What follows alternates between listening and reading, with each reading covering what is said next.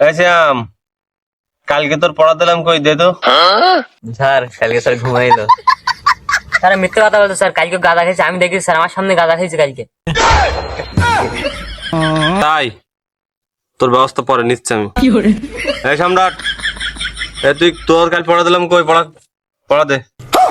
Sir আমি খাতা আনতে ভুলে গেছি স্যার। স্যার ও মিথ্যে কথা বলতো স্যার, ও কালকে তরল খাইছে।